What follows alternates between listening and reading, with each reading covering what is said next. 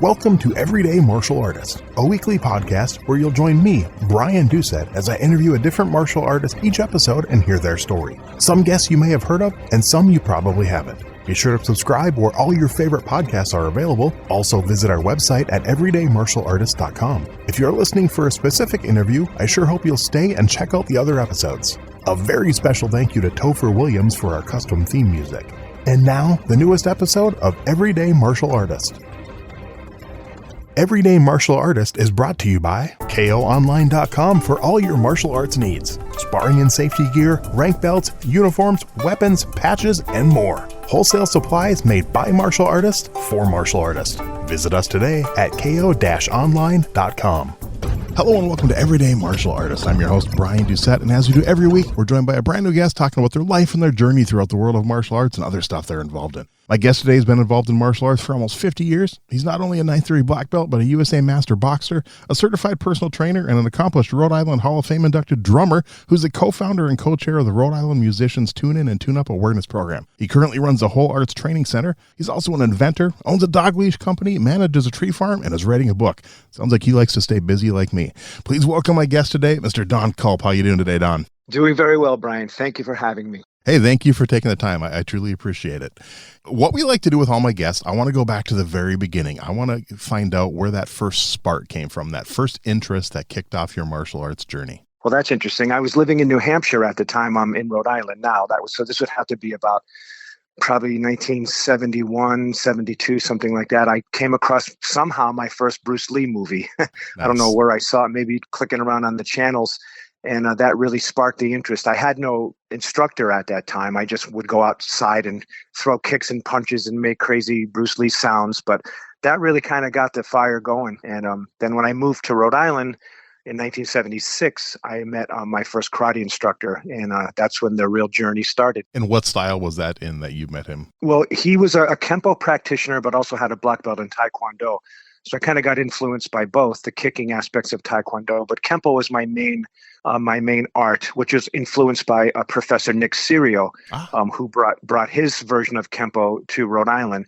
So that's the style that I studied for several years. Okay, yeah, I've actually talked to a few people that have mentioned Nick. So yeah, he definitely had an influence out on the East Coast there. That's good. He sure did.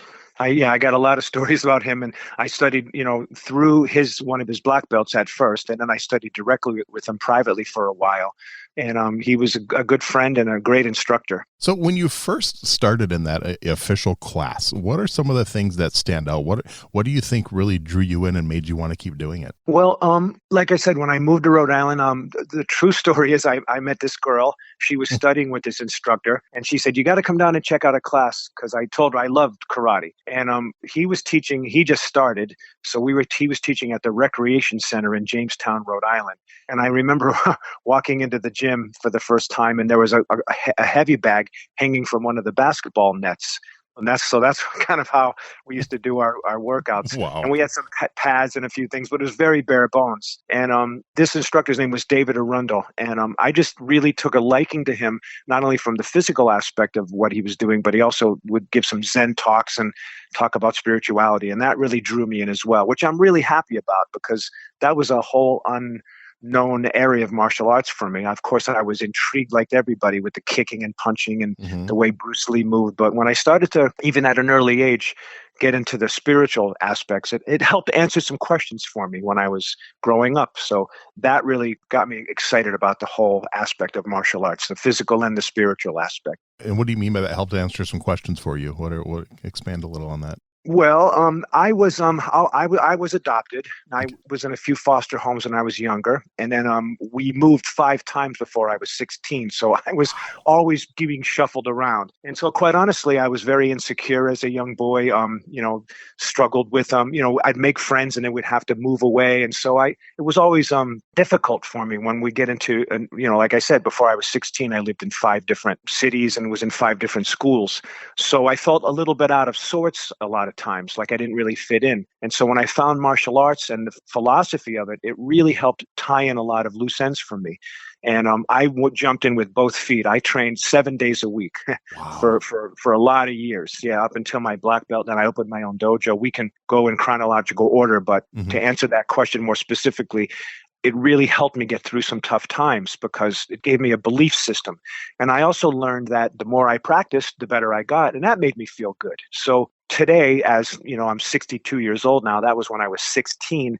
When I come across students who I tell are struggling as well, I can really recognize it because I had the same issues. Nice. So it really gives me a lot of joy to be able to use the martial arts to help these students find their way. And it's very successful when you connect the two dots. With the Kempo and the Taekwondo background, I know a lot of people in those styles get heavily involved in tournaments and competition. Is that ever something you got into?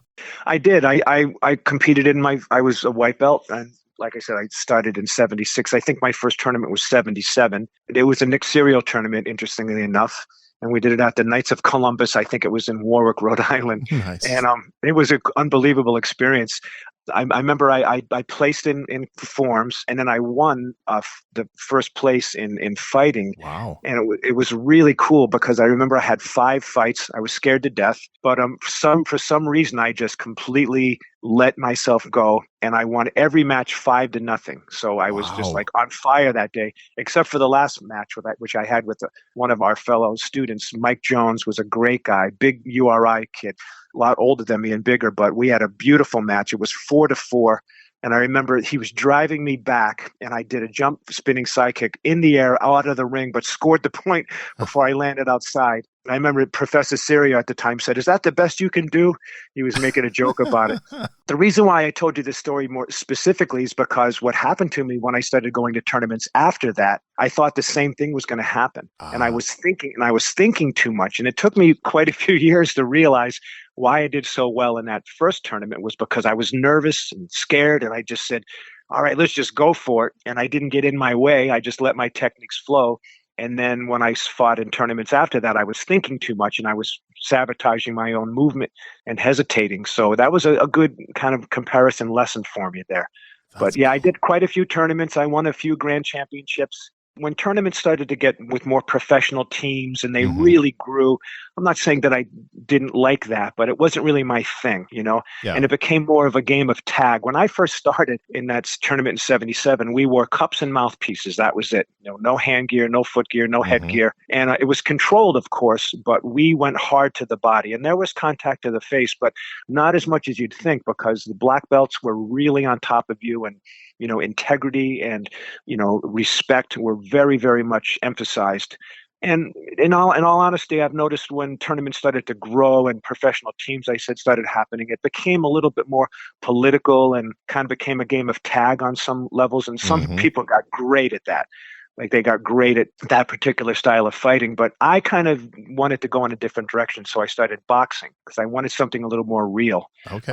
I noticed in a lot of tournaments, when you'd clash with somebody, that person would fall down and then the referee would say, stop. And then you'd regroup. And I said, man, that's not really a smart way to fight, to fall down every time or commit so much to a technique that you're exposing yourself. So I wanted to get into something a little more real, but I probably did about, 20 good years of tournaments. Wow. And a lot of great memories, but I just kind of steered into a different direction after that. Did you ever go out and compete in the internationals in Long Beach? No, I never went that far. I did all the local tournaments, and there were some big ones around here. And then I did a tournament in Ohio. Nice.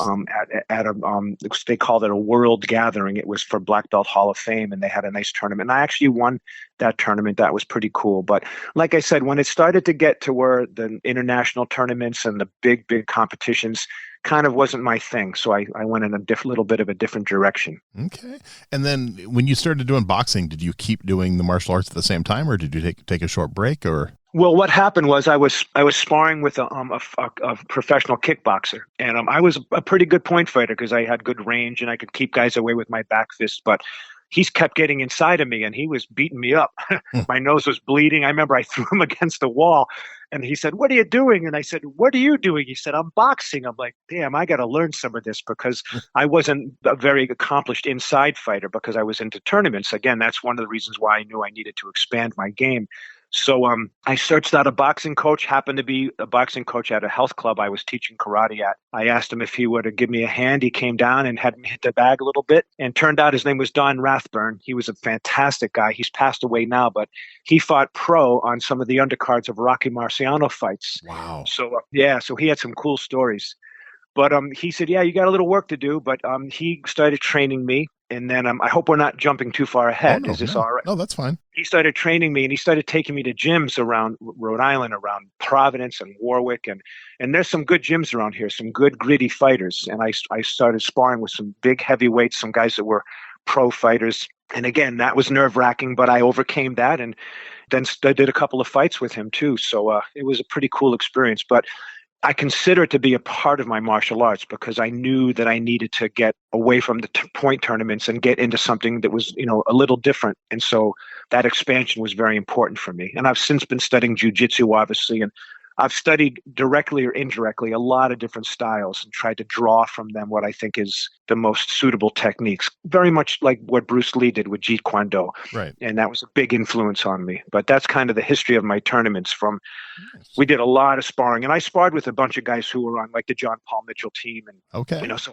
I had some, I tasted that competition, but like I said, I just wanted to get in something that I thought was a little more realistic and that I needed to improve upon. So that's why I went in that direction. So then sounds like then boxing kind of launched that part of your life where you wanted to, I don't know if maybe at that time you didn't really think of creating your own style or your own system, but you definitely knew you needed more than what you had and started looking for other stuff. So then after boxing, what was the next style did you specifically seek out another style, or did you stumble upon something? How did the next style come about? Well, I studied some Ed Parker's Kempo, which was different than the Nick Serial style Kempo. Yep. And then I was studying indirectly. When I say indirectly, through videos and books and seminars, I started doing some capoeira, Nice.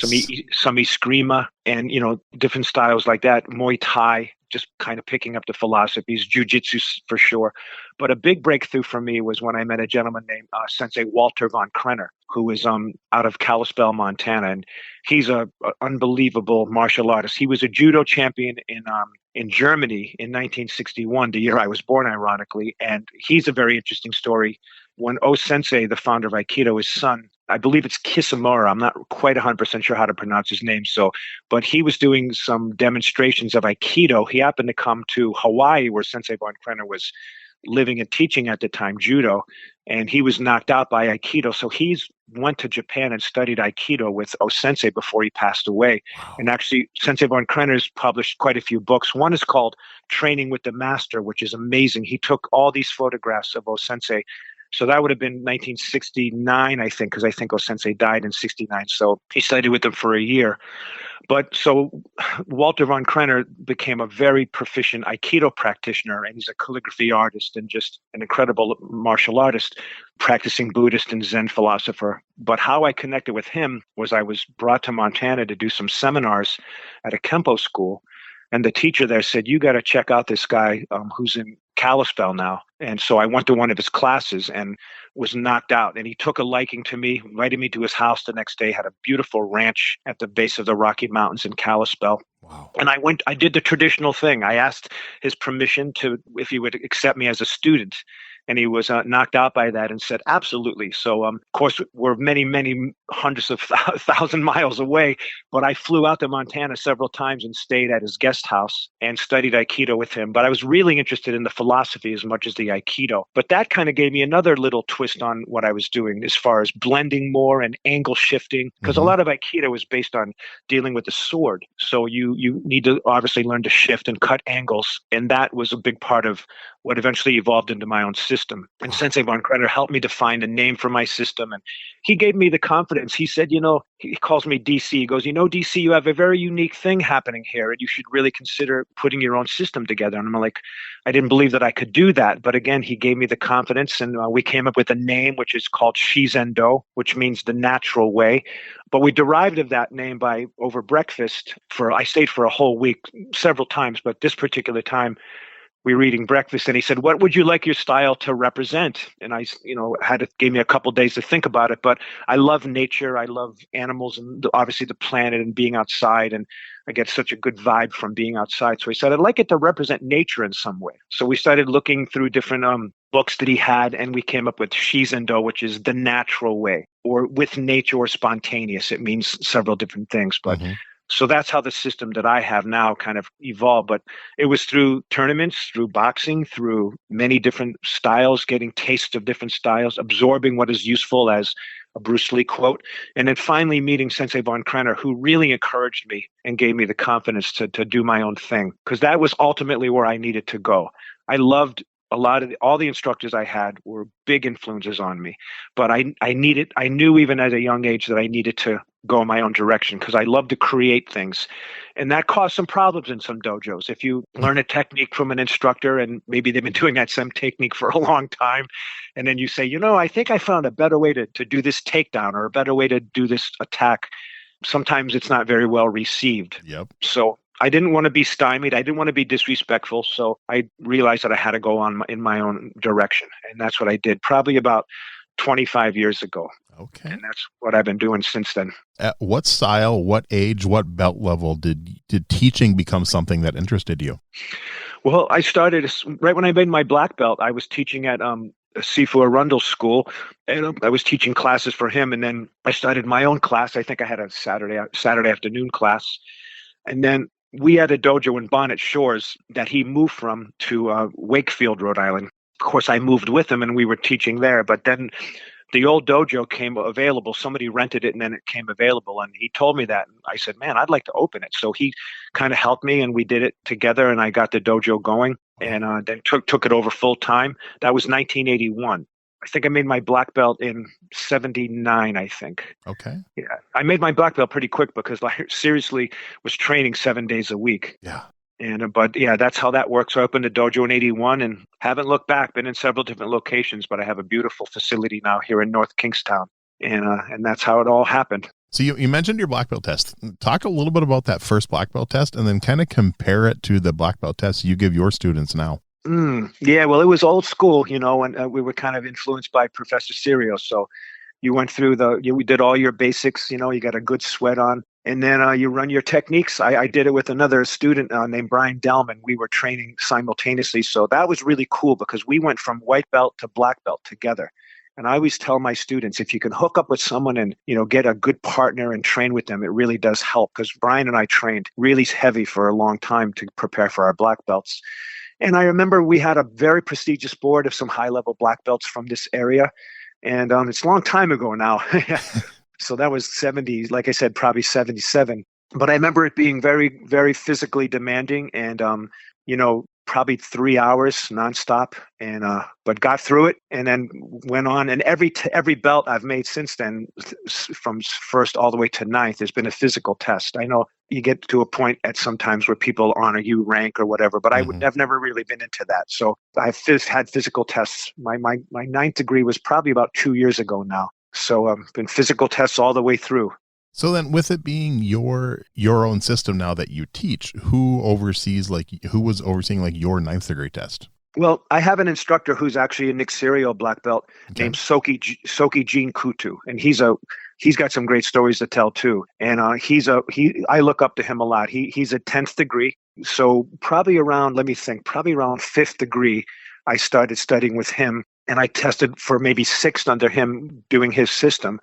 But then I had a long talk with him, and he was so cool because a lot of instructors wouldn't do this. Mm-hmm. I said, Soki, I want to really start my own system, and I've got a lot of ideas, and I'm not really sure where it's going to take me, but I just need to follow this path. But I still would like somebody to oversee me and guide me, but give me that luxury of either failing or succeeding. And he said, absolutely. He said, put your next test together and I'll come to your dojo with a couple black belts and we'll see what you got. And that's what he's done for my 6th, 7th, 8th, and 9th degree. So I just call him up. I say, I think I'm ready. And he says, okay, put a test together. And he's got a great reputation. He's a very solid martial artist. So it's not like he's testing me in my own system, but he certainly knows the difference between good and bad technique. Right. So, and every time I test, he's looking for evolution, me taking things and expanding upon them. And that's what he said that I've been doing. So that's why he's honored me with this rank. Yeah, that's the way it's been working since then. And I'd like to go for 10th degree, having my own system. I could be the 10th degree of my system. Right. So that's something I've got kind of in the back of my mind. So that'll probably happen at some point, I'm sure, as well. Okay. And then, so what about when your students test for black belt? What are their tests like compared to your original one? Well, that's a good question. I've had to change with the times. It's not that I don't put them through a good hard test, Hmm. but times have changed. Even people's time restraints, Yeah. sometimes to do a 3-hour test on a Sunday afternoon like we used to, they're just not as available. So I have cut back a little, actually quite a lot on a lot of the prearranged material. And I'll explain why. My feeling is that we are trying to develop ourselves, obviously, in a lot of areas, but certainly spontaneous self-defense is one of them. And we have a tendency as martial artists, I believe, to do a lot of prearranged practice. And we get really good at these prearranged techniques. So the uki falls a certain way, we move a certain way, and it kind of all fits nicely together. And the more you practice that routine, the better it gets. But the problem is, in my opinion, that's a routine. And what I want to really work on is being spontaneous, which is kind of the premise of Shizen-do, the natural way. And so what I do with my students is we certainly cover all the gamut of jujitsu, knife, stick, and gun techniques, empty hand techniques, kumite, the kata, the whole thing, weapons. But we do little segments of each aspect of that. And then I do little pre-tests during class. When they have a technique ready, they'll demonstrate it for myself and the other black belts. If we accept it, we check it off and we move on. So we get through all their material that way. Then when it comes time to test, we take a handful of techniques from different categories and they have to obviously perform those. But a big part of Shizen-do testing is improvisation. So probably the second half of the test will be random attacks, 1 attacker, 2 attackers, 3 attackers, kicking, punching, grabs, weapons involved. So to see how the students can string together their movements. So that's a big, big part of our training. So I don't want to clutter them up with having to learn 100 empty hand techniques and you kind of become more of a memorization. I know when I studied Ed Parker's Kempo, which is an awesome style, but man, those techniques, there's like some of them have like 20 moves to each technique, Yep. and I was forever trying to remember it. And I started to kind of get in my own way of moving by trying to remember what the move was. And of course, the more you practice it, obviously it comes out more fluid, but I wanted to work on having things just come out without having to think too much about them. And that's kind of, so I do a lot of drills. We certainly have, like I said, many prearranged techniques. Everything is videotaped and completely organized. So we teach it very consistently, but we do a lot of drills. I make up a lot of drills that correspond with the way I want students to move.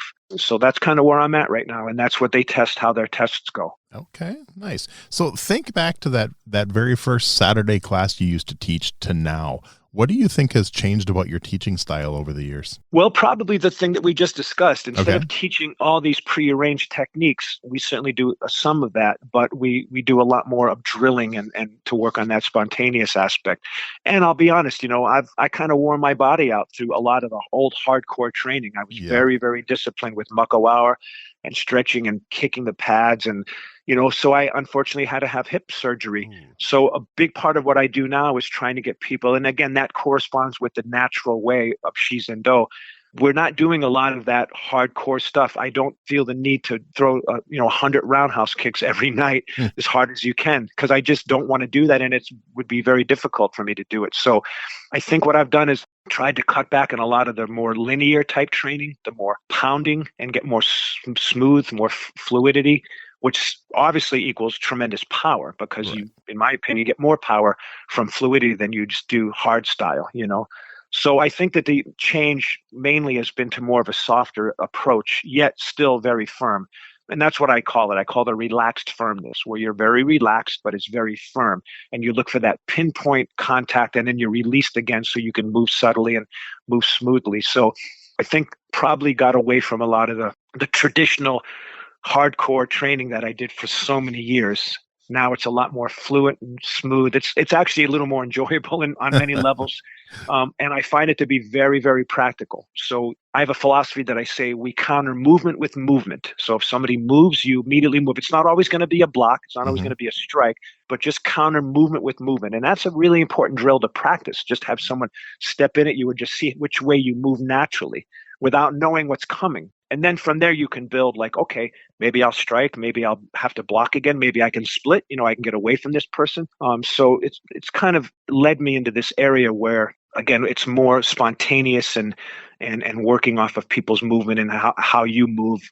So it's open, it's not so tidy like it used to be.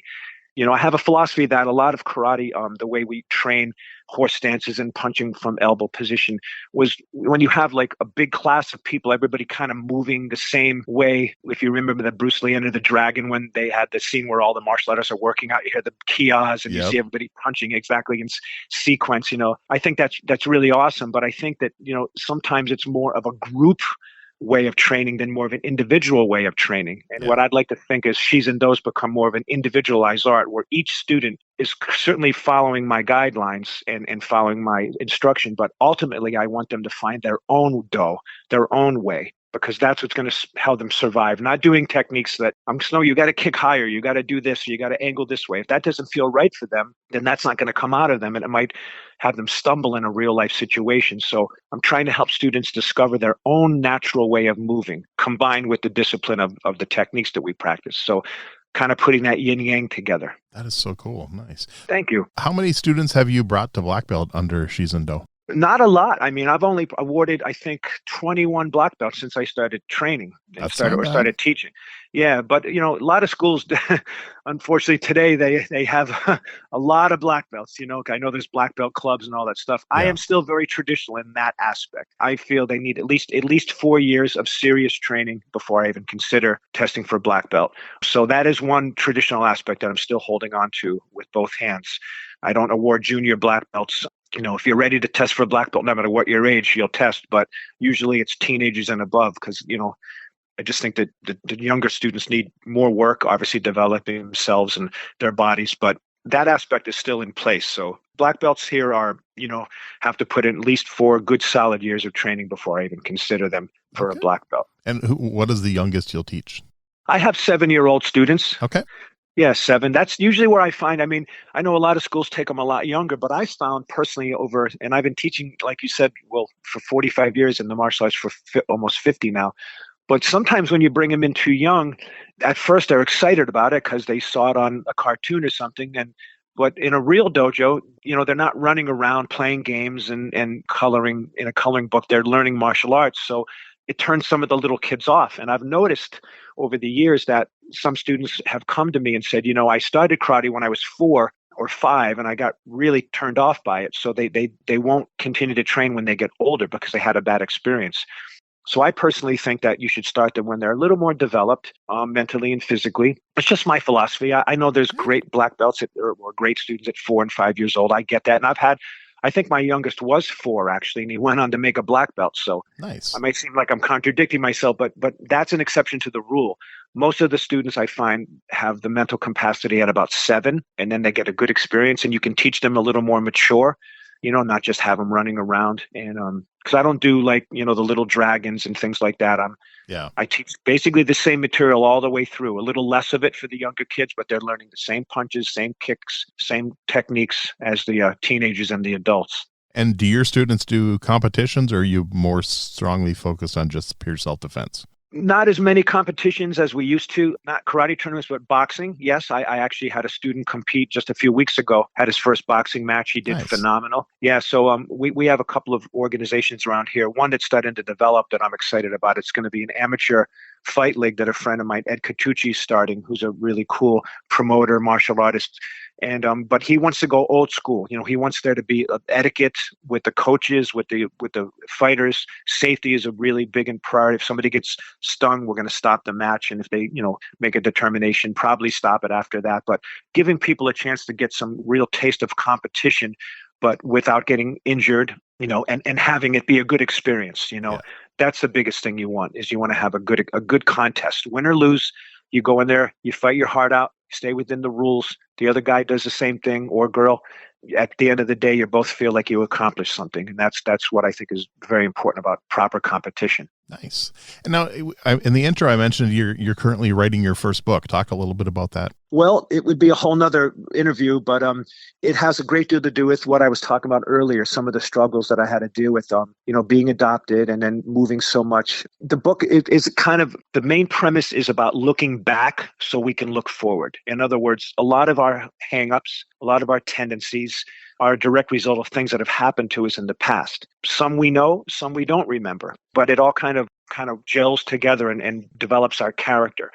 So if somebody's having difficulty with maybe being depressed or maybe anger or having trouble, being disciplined, sometimes you can look back at things that happened in your past and you can kind of get an answer why. And so that helps you excel into the future by learning a little more about your past. But the other aspect of the book is looking at other people's past. For example, my father and I never really saw eye to eye for a little bit of period of our lives. And it was my fault because I was young and brash and didn't understand, where he was coming from. But when I started to look back at his past, I realized that his father passed away when he was only 14 years old. So my father's father died. My father had to become the man of the house at 14 years old. Wow. And he was in the Navy on an aircraft carrier. He was an air traffic controller. That's why we moved so much, because he was trying to better his career to help his family. So he eventually retired as a chief air traffic controller for the FAA here in Rhode Island. But he was a very disciplined man, very stern, not real touchy-feely, and I kind of was always, hurt by that, and I was angry about that when I was younger. But then when I started to research my father's life and realize what he went through and what he had to do to survive and to provide for his family, it started to make me realize, more about him and just love him even more and respect him even more. And that's what I'm trying to do. I'm trying to write a book that would help people perhaps look at other people's lives a little bit more differently. Sometimes people make fun of somebody or bully somebody or say somebody's egotistical. Yeah. And that might be so, but if you took an opportunity and looked at where they came from and what they've had to endure, I tell my students, you could stop 10 out of 10 cars as they drive by our dojo and ask the passengers if there's something wrong in their life, and every one of them is going to have a story. Everybody is struggling in some degree. And so by understanding people past a little bit more, I believe it helps with relationships and even understanding yourself. So that's part of where the book is coming from. But it's also going to be about martial arts, about my musical career, about inventing things, just, a lot of different aspects of my life and trying to tie in, like if I was struggling with something, how I was able to get through that, which often was meditation, Zen Buddhist philosophies, trying to better myself mentally, not just physically, but mentally. And so I talk about some of the trials and tribulations I went through, but how I survived. It's not a poor me book at all. It's this is what I went through. Everybody's had a story. Mine's no different than anybody else's in a lot of ways, but this is what I did to get to the point I'm at in my life now. And so hopefully it'll be a motivation for people. That is cool. When do you hoping to have that out? Well, it's a slow process, man, because I am busy and I write a chapter, then I go back and like, oh damn, I have to edit this. You know what that's like editing when you do your shows. So I can say that better, and I go back and then. So right now I'm hoping sometime by the end of the year. I have an editor and someone who's going to publish it. That's kind of what helped spark this. Yep. A local teacher said that I should probably write a book, so that's what kind of motivated it. So I have some help there, but I guess when it comes out, it'll come out. Okay. Oh, you have to keep me updated. It definitely sounds like an interesting read. So. Oh, thank you, man. Thank you. You talked about, obviously you do boxing and you talked about sparring a kickboxer and stuff. I'm curious, what are your thoughts on something like MMA and the UFC? Is that something you're a fan of? I am. When the first UFC hit the cable, I think was maybe 1991. 93, December 93. Yep. Okay, thank you, man. Thank you. Yep. It wasn't too far off. So I paid $9.99 for that and watched it. And it was like on a Saturday night, I think. And I went to class on Monday, and we had a hardwood floor, so it was traditional dojo. Mm-hmm. But I said to my students, I have seen the future of martial arts. I knew right away, man, that this is something I needed to try to understand. And we started grappling right away on the hardwood floor. Nice. I've since, of course, graduated to a full padded dojo, but I really dug it. I liked it because I thought, once again, as I was explaining earlier, I thought a lot of the techniques that I was learning and that people were really grabbing onto, spinning kicks and fancy arm bars and stuff, I just didn't think it would be effective in a real street fight. And then I started seeing what was working and what wasn't working. I remember that one gentleman who was a boxer and a great boxer, but he put a boxing glove on one hand. Yeah. And he figured he was going to jab people away and then be able to grapple with the other hand. And that didn't last too long, And there was, some Taekwondo guys and wrestlers, and they're all great at their art. But the guys that were really doing well, obviously the jiu-jitsu guys hoisted, really, really taught a lot of people about the importance of jiu-jitsu. But even using distancing and faking and feinting to shoot in to get his takedowns, all that stuff was really, really cool. And I knew that was going to be important to to understand. So I followed MMA for quite a while and still do. But I got to be honest with you, and I think as a ninth degree and a 50-year practitioner, I have the right to be opinionated. I'm not really crazy about the showmanship of it and even the violence of it. Sometimes I get a little turned off by it. It's just because as a 62-year-old martial artist with aches and pains and hip replacement, I know that way some of these people are training and competing, the human body is not really designed for that.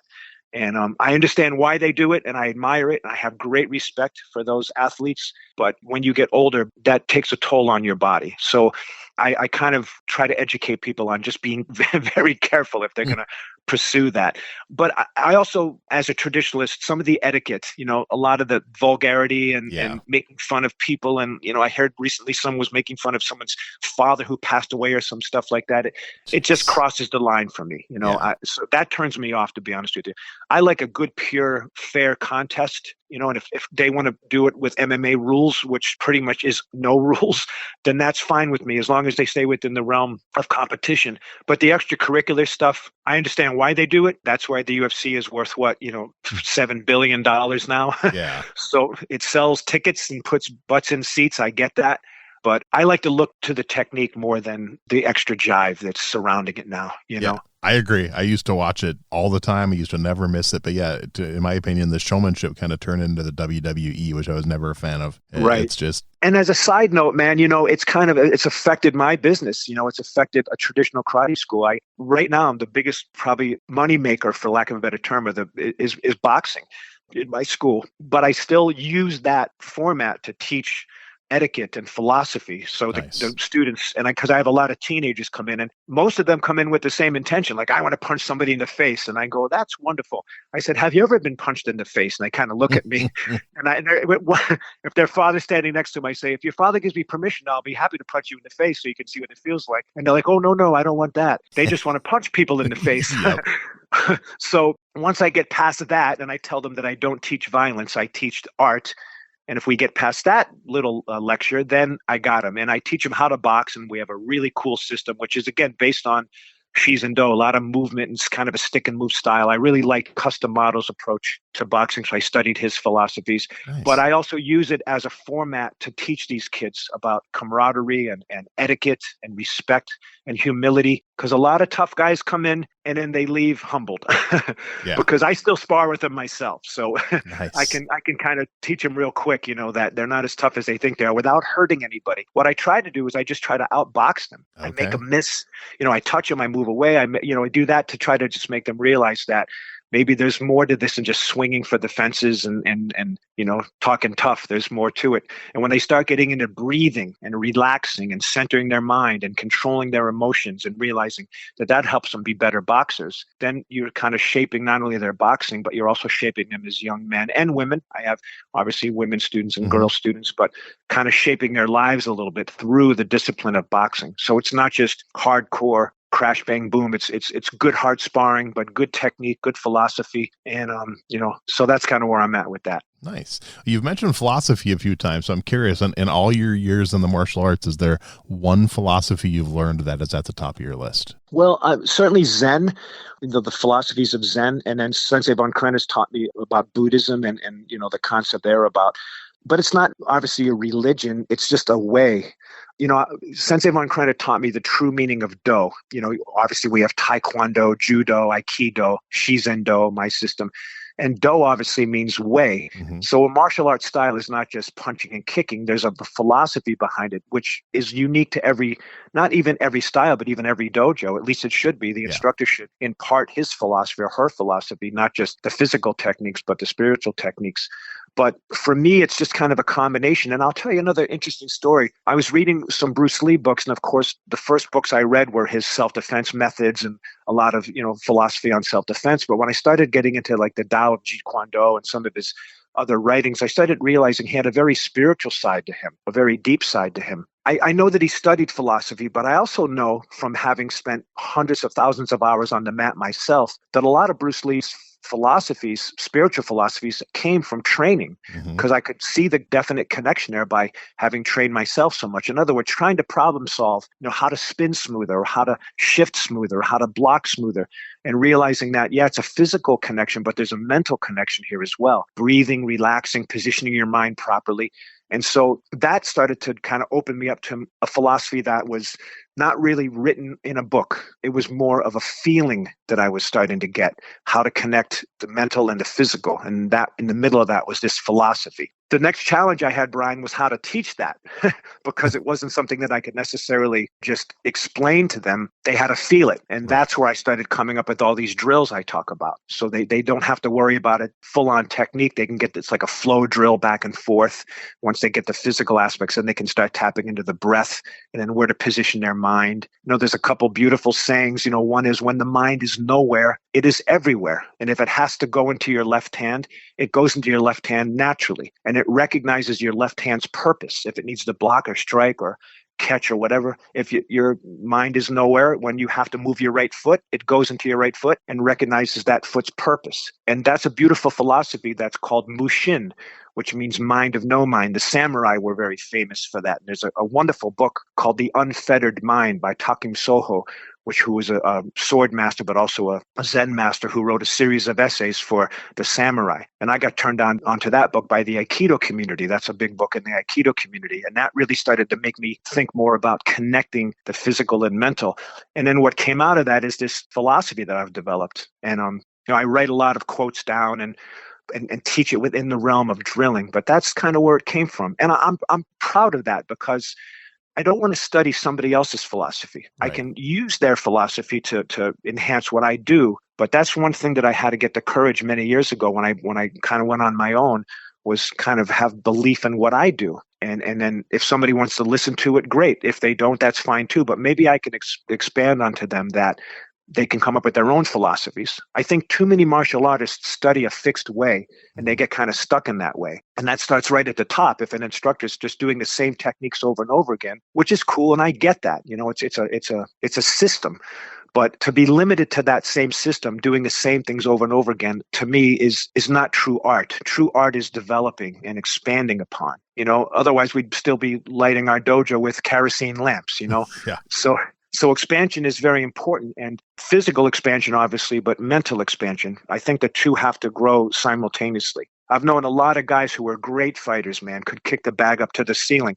But then when their bodies started to fail them as they get older, a lot of them struggled. And these are people that I knew who I really respected and still respect, but they never really dwelled into the mental aspect as deeply as they probably should have. Because when their physical being, they weren't the toughest guy to cook out anymore, which happens to us all, but a lot of these guys were kind of broken down. They didn't really have, a lot of mental understanding to help get them to the next stage of their life. And so consequently, a lot of people got into drinking and going down a bad path. And so I really think it's important to keep the mental and physical moving together and expanding on techniques, creating, developing, being humble enough to say, there's a better way to do this. Even though I've been doing this for 20 years, there's a better way now. That's when I saw that first UFC, I said, that's a good way. That's a good thing to know, and you got to be humble, because I remember when UFC first came out and Hoist was taking everybody down, a lot of people were still saying, he won't take me down. I'll hit him with an uppercut, or I'll knee him in the face, or, I'll defend that, but not many people could, especially in the beginning, Yep, and then people figured out, then people said, okay, they figured out how to deal with someone shooting in for a single or a double, or how to deal on the ground.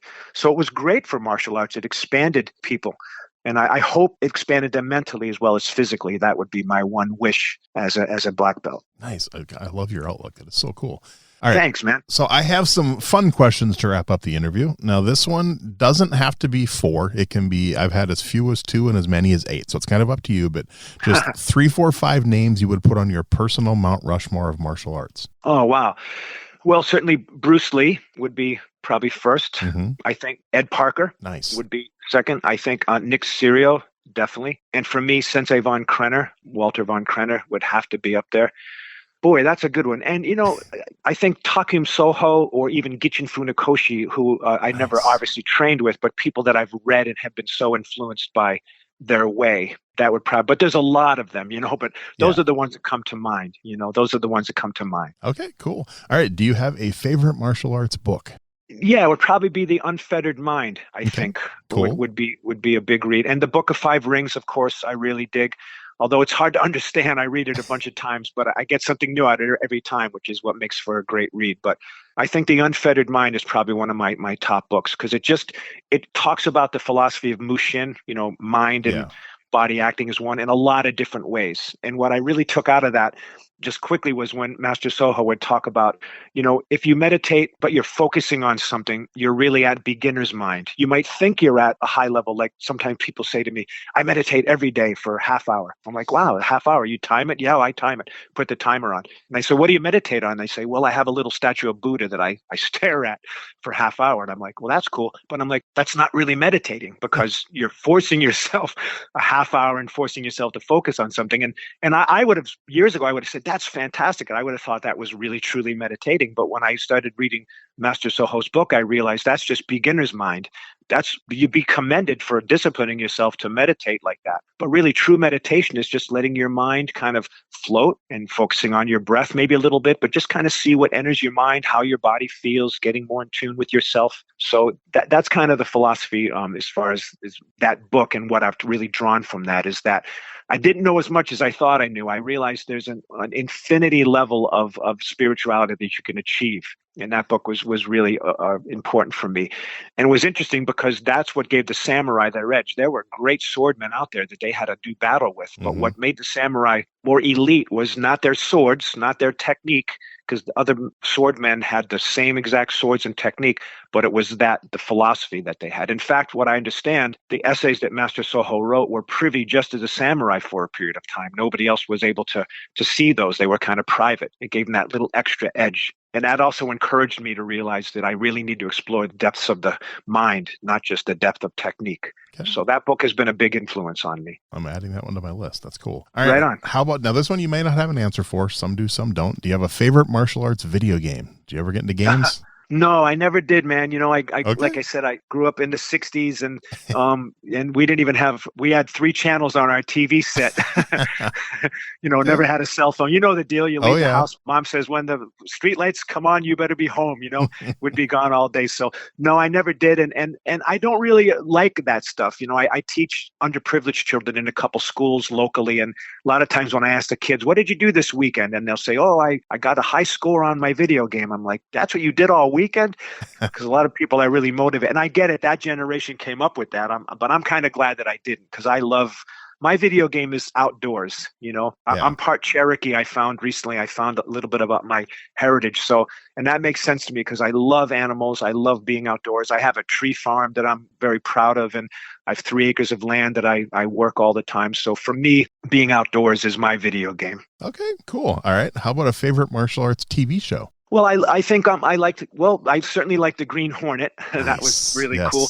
But I dug the Kung Fu series. That was a real big one for me when I was younger. And then again, I don't watch a lot of TV now because I'm just too busy and I'm creating and doing things on my own. But I think that David Carradine did a great job with that, and I love the philosophy aspects. And of course, the fight scenes were cool too. Yeah, you hear they're remaking that as a movie with Donnie Yen. Really? Yeah, they just announced it like a week or so ago. Well, I expect you to be on top of those things, Brian.